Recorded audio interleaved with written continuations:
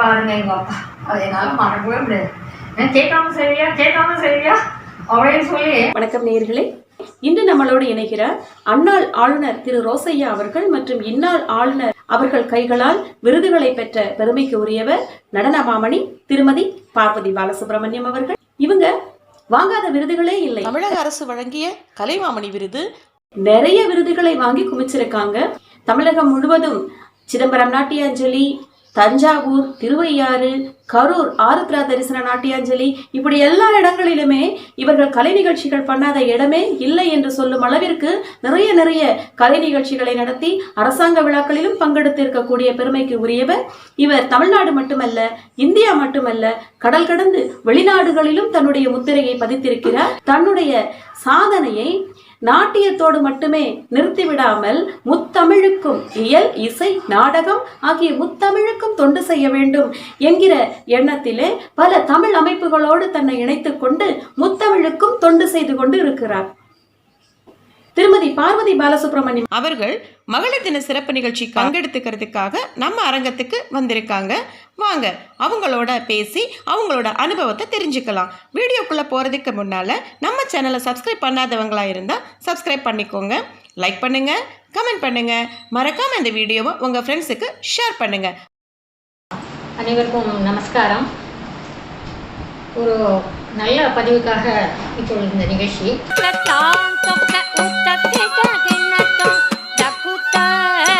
அதாவது இந்த மகளிர் தினம் அப்படின்னு சொல்ற போத இந்த என்னுடைய பல விஷயங்களை ஷேர் பண்ணிக்கிற இடமா இந்த சமாவேசம். முதல்ல நன்றி. அதாவது சிறப்பு அப்படின்னு சொல்ற போத நாம் பார்க்காத நம்ம வீடுகளில் பார்த்துருக்கோம். அவங்களாம் கூட நம்ம அயன் பண்ணுவடின்னு சொல்லலாம். மனோ திடம், மனோ தைரியம், அதுதான் பெண்கள். நமக்கு சாதாரணமாக அது வரப்பிரசாதமாக அமைந்துள்ளது. அதை நிறைய பேர் நமக்கு வெளியில் கொண்டு வந்திருக்காங்க. நமது எம்எஸ் அம்மா சொல்லலாம், அவர்களை விடவா பாடி அன்னை தெரசா சொல்லலாம், கல்பனா சாவ்லா அவர்கள் சொல்லலாம், பாலசரஸ்வதி அம்மா சொல்லலாம், அதே போல் அவர்கள், இப்படி ஒவ்வொரு துறையிலுமே இருந்திருக்காங்க. ஆனால் இப்போவும் நான் பெண்களை பார்க்குறேன், நிறைய நம்ம பத்திரிகைகளை பார்க்குறோம், தொலைக்காட்சியில். ஒரு சாப்பிட்றது கூட வழி இல்லாத பெண்கள்லாம் இந்த விளையாட்டுத்துறையிலேருந்து எல்லாத்தையும் சாதனை பண்ணிட்டு தான் இருக்காங்க. இன்றைக்கும் சாதனை பண்ணாமல் இல்லை, அதுதான் பெண்கள். ஹவுஸ் ஒய்ஃப் அப்படிங்கிறது அது எவ்வளோ பெரிய வேலை தெரியுமா? காலையில் இருந்து குடும்பத்தை பார்க்கணும், மாமியார் மாமனாரை பார்க்கணும், அவங்க வியாதி இருக்கிறவங்க இருப்பாங்க, அவங்க வயசானவங்களை பார்க்கணும், தன்னுடைய குழந்தைகளை பார்க்கணும்.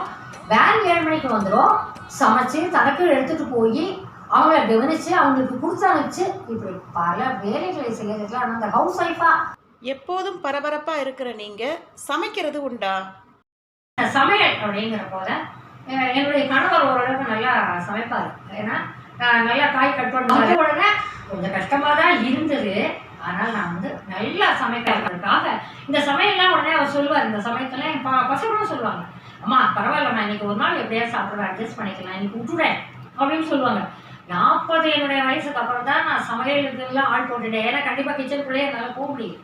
மருமகள்கள்லாம் என்னதான் இருந்தாலும் அவங்களுக்கும் சில வேலைகள் இருக்கும். அதனால் நான் அதுக்கப்புறம் தான் ஆளையை போட்டுட்டேன். அது வரைக்கும் கிச்சனில் ஃபுல்லாக நான் தான். அப்புறம் தான் மருமகள்கள் எனக்கு வந்தாங்க.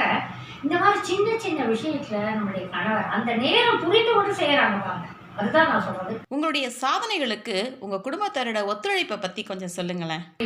குடும்பத்தாருடைய ஒத்துழைப்பு அது இல்லாமல் பார்வை பாலசுடன் கிடையாது, சுபய வித்யாலயம் கிடையாது. நம்முடைய எண்ணங்களும் செயல்களும் நமக்கு நிறைய திறமைகள் இருக்கும். ஆனால் அதை வந்து நம்முடைய குடும்பத்தாருடைய புரிதல், அதுதான் சொல்றேன். ஒத்துழைப்பு அப்படிங்கிறது புரிதல்னால வரும். அந்த புரிதல் நமக்குள்ளே இருந்தால் கண்டிப்பாக அவர்கள் வெற்றி பெற முடியும். அந்த ஒரு ஒத்துழைப்பு. ஏன்னா எப்போவுமே ஒன்று சொல்லுவேன், டீம் ஒர்க் ஆல்வேஸ் சக்ஸஸ், தனிமரம் தோப்பாகாது. யாரோ ஒருத்தர் பின்னாடி நம்ம பின்னாடி இருந்து தான் இருப்பாங்க. நாம் வெளியில் தெரிஞ்சாலும் நமக்கு யாரோ ஒரு சப்போர்ட் கண்டிப்பாக இருப்பாங்க. அந்த வகையில் அதாவது நான் ஒரு சமையல் சொல்லிட்டு எனக்கு கூட கோவம் வந்துடும், ஐயோ இது போகணும், இனிமேல் நிறுத்திக்கலாம். ஆனால் என்னுடைய கணவர் வேண்டாம் சொல்லாதவங்ககிட்ட அப்படி இருக்குது. அப்படியே அந்த என்கரேஜ்மெண்ட். அதே மாதிரி வீட்டில் இப்போது அந்த ரிஹர்சல்னால ஒவ்வொரு ரிஹர்சலுக்கு போனீங்கன்னா 3 மணி 3:30 நம்ம வீட்டுக்கு வரப்போதான் அவ்வளோ டயர்டாக தான் வருவேன். ஏன்னா ஸ்ருதியோடு இத்தனை பேருக்கும் விதவிதமாக பாடணும். பாடிட்டு வரும்போது ரொம்ப டயர்டாக ஆகிடுவேன். நான் வீட்டுக்கு வந்தேன்னா சாப்பிட கூட மாட்டேன். இப்போ சாப்பிட அப்படியே படுத்துறேன். ஏன்னா பக்கம் வரைக்கிற எல்லாரையும் அனுப்பிச்சிட்டு நம்ம வரப்போது அவ்வளோ லேட் ஆகிடும். அப்போது என்னுடைய பெரிய பையன் என்ன பண்ணுவான், கிச்சனில் ஓடி போய் அம்மாவுக்கு என்ன பிடிக்குமோ ஏதோ ஒரு ரசம் சாதம் இல்லை தயிர் சாதம் கலந்து ஸ்பூனை போட்டு எடுத்து வந்து அம்மா சாப்பிடும்பா. இதை விட என்ன வேணும்? நம்மளுடைய குழந்தைகளுடைய சப்போர்ட் சொல்லுங்க பார்க்கலாம். இது இருக்கு, எனக்கு இன்னைக்கு வரைக்கும் இருக்காது. இப்போ சின்ன பையன், மருமகள், பேர், இப்போ பேர் அவங்க செய்யறாங்க. என்னுடைய சார் இன்னைக்கும் செய்யறாங்க. உங்கள் நாட்டிய பள்ளி ஸ்ருதிலயா வித்யாலயா பற்றி கொஞ்சம் சொல்லுங்கள் மேடம். சுற்றுலா அப்படின்னு சொல்ற போத எனக்கு தெரிஞ்ச இந்த 18-19வது வருஷம் வரைக்கும் ஒரு மாசத்துல ஒரு வருஷத்துல 10 மாசம் நிகழ்ச்சி கொண்டு வர்றாங்க. அதாவது தொலைக்காட்சியில் கூப்பிடுவாங்க. அப்போ அடி முடிஞ்சு போயிடுதுன்னு வருவோம். சுற்றுலாவோட இந்த மாதிரி மாறி மாறி நாட்டிய நிகழ்ச்சிகள் இருக்கும். இது இல்லாம அவுட் சைட் ப்ரோக்ராம்ஸ் எல்லாம் கூப்பிடுவாங்க.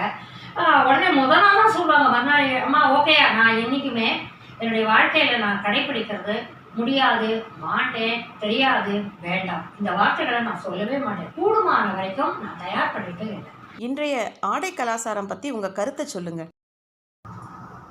ஆடை கலாச்சாரம் இது உடை அப்படிங்கிற போத நம்முடைய நாட்டிற்கு கிடைத்த ஒரு பெரிய பெருமையை நான் சொல்லுவேன். எந்த இடத்துக்கும் எப்படி அந்த உடை அலங்காரத்தோடு வந்தால் சரியாக இருக்கும். ஃபேஷன் நம்ம சொல்கிறோம், என்ன அது? நமக்கு பொருத்தமானவற்றை போடுவதுதான் ஃபேஷன். நம்ம சில பிரபலங்களை பார்த்து சில விஷயங்களை ஃபாலோ பண்ணுறோங்கிறது தான் உண்மை. சரியா, அது அவங்க தொழில் ரீதியாக அவங்க செய்கிறாங்க. ஆனால் நாம் ஏன் அதை பின்பற்றணும்? இந்த மகளிர் தினத்தில் மகளிருக்கு நீங்கள் என்ன சொல்ல விரும்புகிறீங்க? அதாவது பெண்கள் அப்படின்னு சொல்கிற போத சொல்லுவாங்க, பெண்கள் வீட்டின் கண்கள் அப்படிங்கிற ஒரு தகவல். பெண்கள் புரிந்து கொள்ளக்கூடியவர்களாக இல்லை புத்திசாலியாக. அந்த காலத்தில் பாட்டிலாம் என்ன படித்தா? படிக்கவே இல்லை. பட்டறிவுன்னு சொல்லுவாள் இல்லையா? ஒரு சமயத்தில் இந்த பணம் வரப்போது ஆண்கள் கொடுக்குற போது அதையே கொஞ்சம் சேர்த்து வச்சுட்டு குடும்பத்துக்கு ஒரு கஷ்டம்னா பெண்கள் அதை எடுத்து கொடுப்பாங்க. ஆக இதெல்லாம் பல விஷயங்கள் சொல்லி வருவது. ஆனால் ஒரு கேள்வி உண்டு, அப்போ ஆண்கள் வந்து சொல்லலையா? அந்த காலத்தில் என்னெல்லாம் சொன்னாங்க. ஒரு பெண்ணை திருமணம் பண்ணி கொடுக்கறதுனா அந்த வீட்டில் இருக்கிற அப்பா அம்மா எவ்வளோ கஷ்டப்பட்டாங்க. இப்போ அதனால பெண்கள் செய்யறோம் அப்படிங்கிற மாதிரி பேசுகிறாங்க. இதெல்லாம் கூட சரியான விஷயம் இல்லைங்கிறது தான் என்னுடைய ஒரு சமுதாயம். அதாவது பெண்கள் புத்திசாலி எல்லா இடத்துலையும் இப்போ பெண்கள் இருக்காங்க. அதை நான் ரொம்ப பாராட்டுறேன். அதாவது அந்த காலத்தில் எங்களுக்கு நிறைய அந்த வாய்ப்புகள்லாம் கிடைக்கல. ஆனால் இப்போ கிடைச்ச போது இந்த பெண்கள் நிறைய யூஸ் பண்ணுறாங்க அப்படிங்கிறது தான் ஒரு சந்தோஷமான விஷயம். பெண்கள் உயர வேண்டும், அந்த குடும்பத்தை காப்பாற்ற வேண்டும், அதெல்லாம் ஓகே.